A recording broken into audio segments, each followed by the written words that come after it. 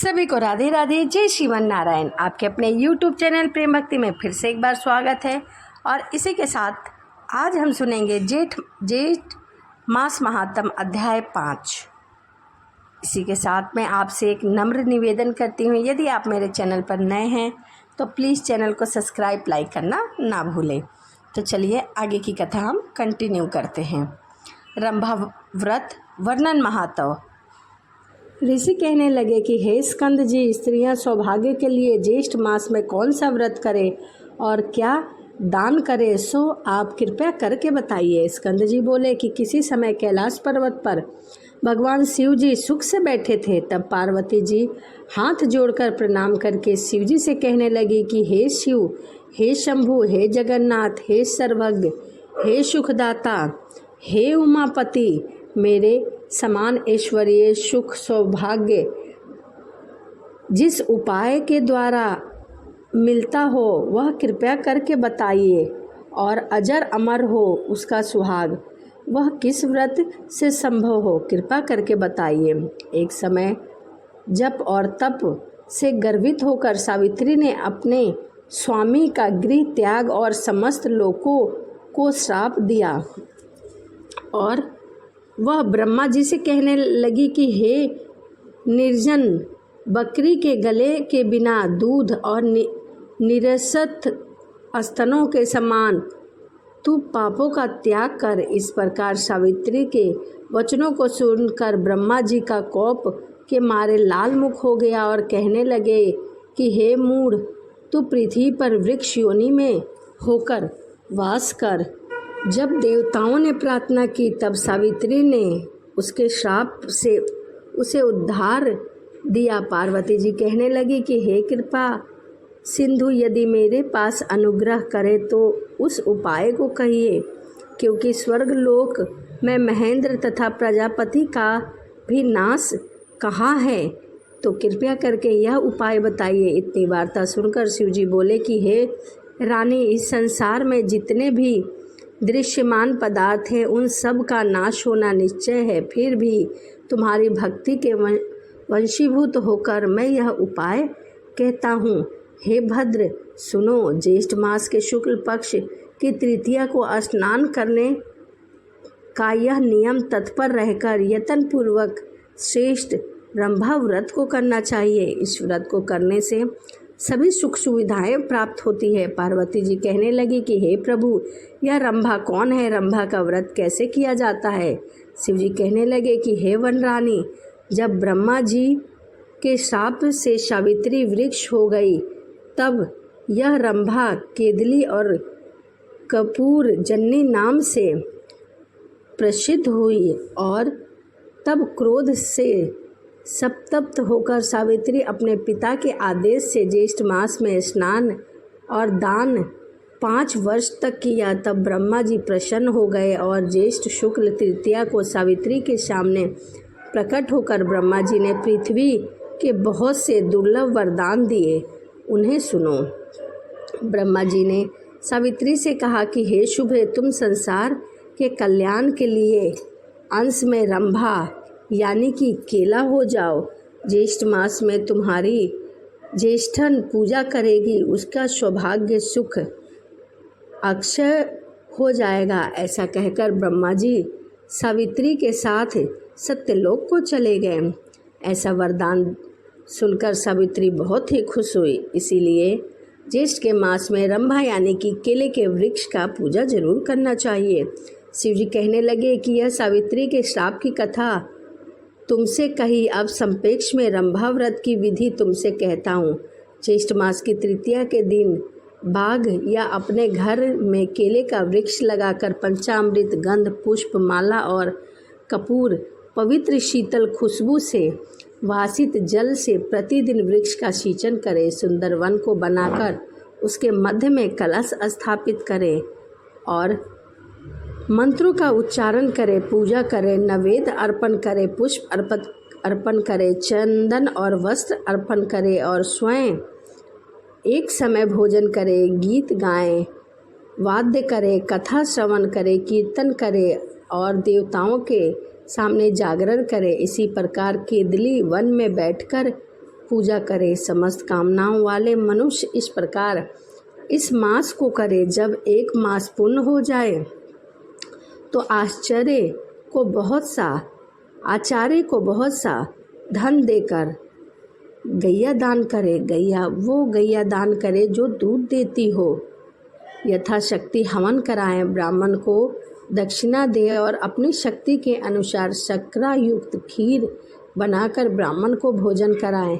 ऐसा करे और बहुत सारा धन दे ब्राह्मण को। ऐसा करने से सभी मनोकामना पूर्ण होती है। शिवजी पार्वती जी से कहने लगे कि हे भद्र, पहले तुमने मुझे प्रसन्न किया और इसी से यह सब मैंने तुम्हें बतलाया है। इस व्रत को यत्न पूर्वक करो, तुमको शाश्वत फल मिलेगा। भगवान शिव के ऐसे वचन सुनकर माता पार्वती बहुत खुश हुई। प्रथम सूर्य पुत्र के विग्रह से जगदीश्वर ने इस व्रत को गुप्त रखा था। इस पवित्र व्रत को जगत के गुरु श्री शंकर भगवान ने दोनों पर कृपा करा और पार्वती जी से कहा। जभी से इस व्रत को किया जाने लगा और यह व्रत बहुत ही फलदायक है। इति श्री ज्येष्ठ मास महात्म रंभा व्रत वर्णन महात्म पंचम अध्याय संपूर्ण। तो यहीं पर ज्येष्ठ मास की कथा अध्याय 5 समाप्त होती है। इसी के साथ वीडियो को यहीं समाप्त करते हैं और आपसे मिलते हैं अगली वीडियो में। सभी को राधे राधे, जय श्रीमन नारायण, हरे कृष्णा।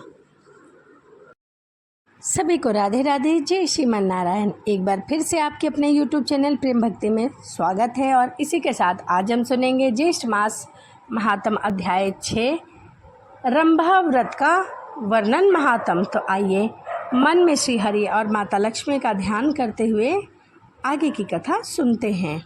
पार्वती जी कहने लगे कि हे प्रभु, इस व्रत का पुण्य फल क्या है और किसने पहले इस व्रत को किया, कृपया करके बताइए।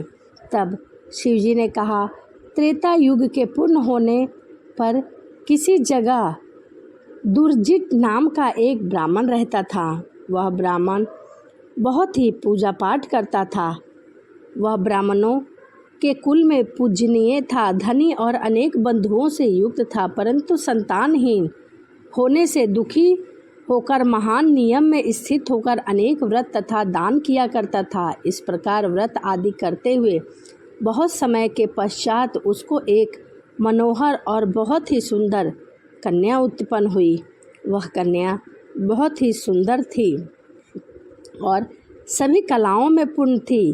वह कन्या विवाह योग कन्या को देखकर ब्राह्मण अपनी स्त्री के साथ विचार करने लगा कि सुंदर कन्या को किसको दे, और इसमें तो सभी गुण हैं, इसके जैसा तो कोई भी वर दिखाई नहीं दे रहा। ऐसा विचार कर वर देखने के लिए वह एक ग्राम से दूसरे ग्राम में जा पहुँचे और नगरों में जाने के पश्चात राजाओं के मंडल में गए। वहाँ अपने पुत्री के लिए वर ढूंढने लगे। अनेकों क्षेत्रों में जाकर जब उस ब्राह्मण श्रेष्ठ को कन्या का योग्य वर न मिला, तब वह शुद्ध आत्मा ऋषियों के तपोवन में प्रवेश किया।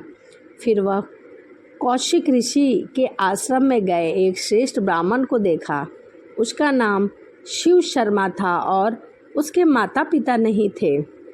उसने विचार किया कि इसी के साथ अपनी पुत्री का विवाह कराएंगे।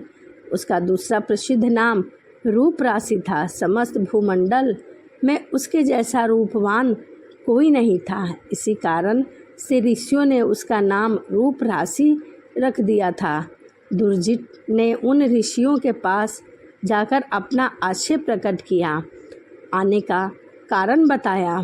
तब ऋषियों के द्वारा विवाह प्रस्थान का अनुमोदन करने पर शिव शर्मा को साथ लेकर हर्ष से प्रफुल्लित होकर नगर में आया और समस्त बहुजन को एकत्रित करके अपनी कन्या का विवाह शिव शर्मा यानी कि रूप राशि के साथ करा दी। पास ही रहने के लिए उसको घर दिया, गोधन और अनेक प्रकार के भेंट दिए तथा दूसरे ब्राह्मण को भी बहुत सारा दक्षिणा दिया।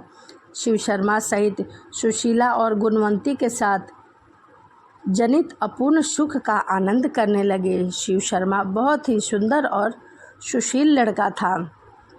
गुणवंती भी उसके साथ बहुत ही सुखी और आनंद से रहने लगी। इसके बहुत समय पश्चात काल से प्रेरित वह शिव शर्मा ब्राह्मण समीधा के नियमित वन को गया और उस वन में एक वृक्ष की छाया में जाकर बैठ गया और काफ़ी समय तक वहीं बैठकर विचार करने लगा। उसी समय शिव शर्मा को एक अजगर आकर निगल गया और किसी ने भी इस कार्य को नहीं देखा तथा सूर्य देव भी अस्त हो गए थे। सूर्य अस्त होने के पश्चात सास ससुर और स्त्री ने सेवकों को साथ लेकर मशाल जलाकर वन के समस्त स्थानों को देखा, परंतु शिव शर्मा कहीं भी न मिला। सभी को बहुत ही चिंता होने लगी कि आखिर शिव शर्मा कहाँ गया और सारी रात्रि खोजते रही। उस सूर्य उदय होने पर भी जब शिव शर्मा नहीं मिला तो वह बहुत ही निराश और दुखी होकर अपने घर आए। पतिव्रता गुणवंती अपने पिता के घर में शोकाकुल होकर रहने लगी और नित्य देवताओं का पूजा और भजन करने लगी। पूजन में रत रहा करती थी। वह किसी दिन देवयोग से वहाँ पर नारद जी आ गए। गुणवंती ने विधिवत नारद जी का पूजा किया और बारंबार उनको प्रणाम करने लगी। इससे प्रसन्न होकर नारद जी ने गुणवंती को व्रत करने का उपदेश दिया। नारद जी ने कहा कि हे भद्र, तुम ज्येष्ठ मास में पवित्र रंभा व्रत को करो और विधान भक्ति स्वरूप देव का पूजा करो। हे अनंगे अनंत मन में जीवन प्राप्त इस व्रत को करो।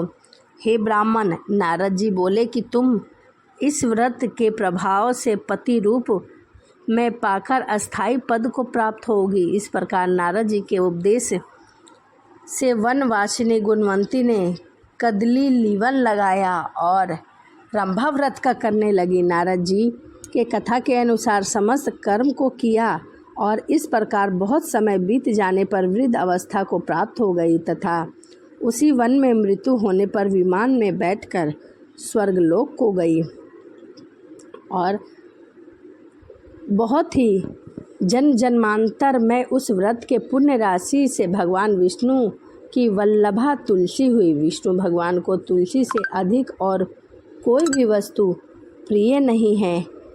भगवान नारायण को तुलसी अति प्रिय है, इसीलिए वह तुलसी के समान हो गई। हे ब्राह्मण, इस व्रत को शिव जी की आज्ञा से पार्वती जी ने किया। इसी व्रत के प्रभाव से पार्वती जी ने शिव को अति प्रिय है। श्री स्कंद जी इस ज्येष्ठ मास के श्रेष्ठ महात्म को सुनकर प्रसन्न होकर ब्रह्म ऋषियों ने पुष्पों की माला तथा भूषणों से श्री स्कंद जी को पूजित किया, जो स्कंद जी पार्वती जी के आनंद कंद और 6 मुखों को धारण करने वाले हैं। यह ज्येष्ठ का महीना बहुत ही उत्तम और शुभ महीना माना जाता है। इस महीने में किए गए सभी कार्य पूर्ण होते हैं। इति श्री ज्येष्ठ मास महात्म रंभा व्रत महात्म वर्णन 6ठा अध्याय संपूर्ण होता है। तो इसी के साथ वीडियो को यहीं समाप्त करते हैं और आपसे मिलते हैं अगली वीडियो में। सभी को राधे राधे। श्री श्रीमन नारायण। हरे कृष्णा।